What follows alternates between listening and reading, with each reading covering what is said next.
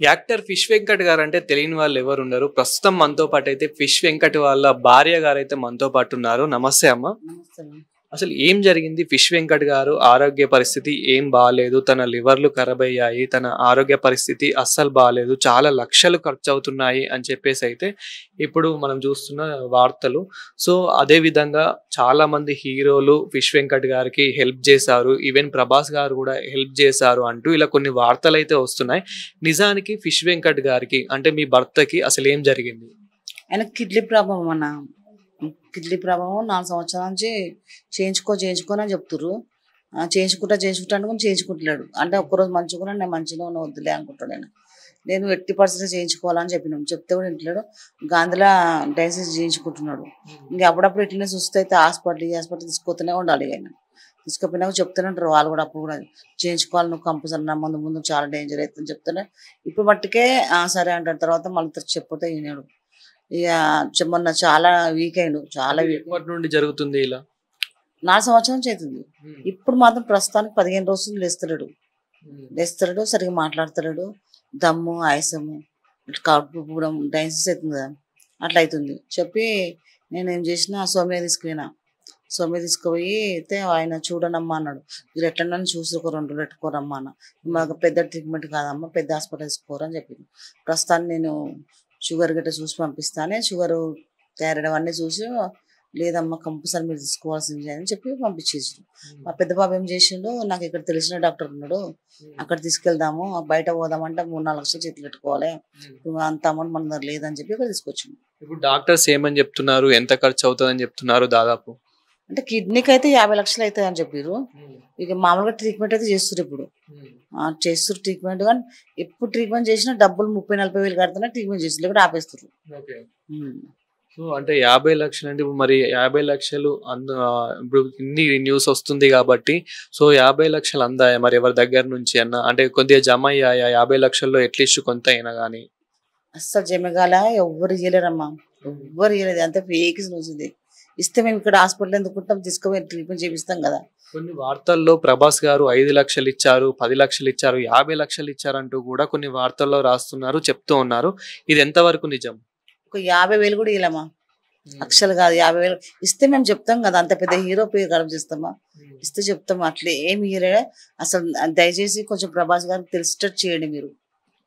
అంటే మరి ప్రభాస్ గారు నుంచి ఏమైనా కాల్ వచ్చిందా? లేదంటే ప్రభాస్ గారు అసోసియేషన్ నుంచి ఏమైనా కాల్ వచ్చిందా మీకు? అని వచ్చింది కానీ అది అయినా కాదా కానీ తెలియదు. ఇప్పుడు మేము చేస్తే స్విచ్ ఆఫ్ వస్తుంది. ఎన్నిసార్లు చేసినా స్విచ్ ఆఫ్ వస్తుంది. మేము నంబర్ కూడా సేవ్ చేసి పెట్టుకున్నాం. ఎన్నిసార్లు చేసినా స్విచ్ ఆఫ్ వస్తుంది. అది ఆయన కూడా కాదా మాకు తెలియదు. అండ్ మరి పవన్ కళ్యాణ్ గారు కొంచెం దగ్గర వ్యక్తి కాబట్టి ఫిష్ వెంకట్ గారికి, ఎందుకంటే గబ్బర్ సింగ్ టీమ్ తోని చాలా దగ్గర అయిపోయారు కాబట్టి, చాలా దగ్గర అనుబంధం కాబట్టి, మరి పవన్ కళ్యాణ్ గారి నుంచి కానివ్వండి, పవన్ కళ్యాణ్ గారి టీం నుంచి, అసోసియేషన్ నుంచి ఏమైనా కాల్ రావడం కానీ, ఏమైనా హెల్ప్ చేయడం కానీ ఏమైనా జరిగిందా? మరి మీరేం కోరుకుంటున్నారు? అట్లాంటివి ఏం జరగలేవమ్మా. కాకపోతే పవన్ కళ్యాణ్ ఒక 6-7 నెలల కింద నాకు 2 లక్షలు ఇంటికి ఆయన పిలిచి మరీ ఇచ్చిండు. ఇస్తే ఇచ్చినవని చెప్తాం కదా. ఇచ్చిండు, హెల్త్ చేయించుకో, మళ్ళీ ఏదైనా హాస్పిటల్ చూసి చేస్తాను కూడా చెప్పిండు. కాకపోతే ఈయన పోయి కలవలేడు, చేయలేడు. మళ్ళీ ఇట్లనే ఒక 2 రోజులు మంచిగా ఉండడం, డల్లుగా ఉండడం ఇదే జరుగుతుంది కానీ చేయించుకుంటలేడు. ఆయన ఆ కిడ్నీలో మెయిన్ కిడ్నీనే కంపల్సరీ డాక్టర్ చేయించుకోవాలని చెప్తుండ్రు. అంటే మరి ఇప్పుడు ఒకవేళ కిడ్నీస్ ఏమైనా అందుబాటులో ఉన్నాయి అంటే వేరే వాళ్ళ కిడ్నీస్ రెడీగా ఉన్నాయా మీరు చేయించాలనుకుంటే కనుక? ఆయనకే ఫోన్లు చేస్తారు అందరూ.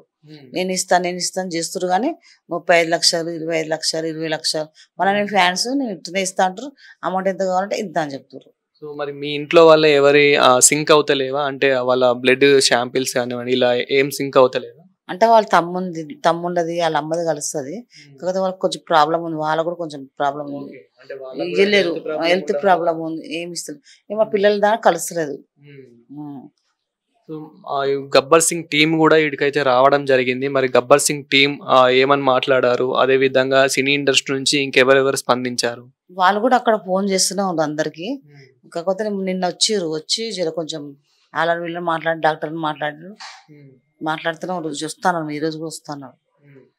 ఇప్పుడు ఇంకా సినీ ఇండస్ట్రీలో చాలా మంది ఉన్నారు. అంటే మన ఎన్టీఆర్ గారు కానివ్వండి, ఇంకా బాలకృష్ణ గారు కానివ్వండి, ఇలా చాలా మంది ఉన్నారు.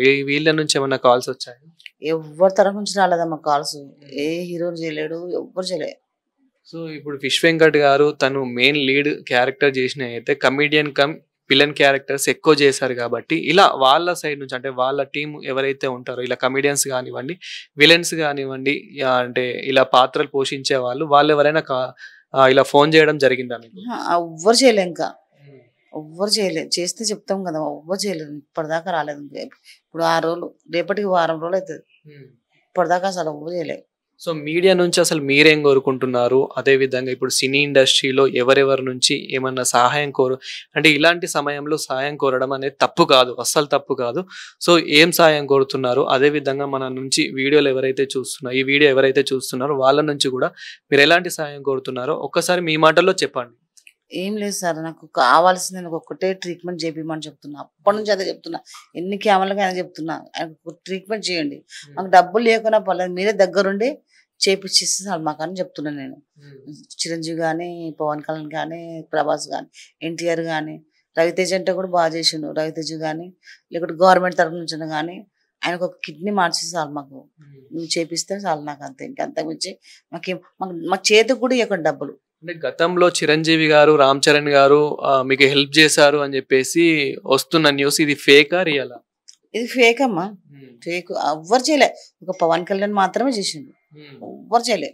ఓకే, ఇప్పుడు సినీ ఇండస్ట్రీ నుంచి మాత్రం పవన్ కళ్యాణ్ గారు తప్ప ఇంకెవ్వరు కూడా చేయలేదంట. పవన్ కళ్యాణ్ 2 లక్షలు ఇచ్చిండు, పిలిచి మరీ ఇచ్చిన.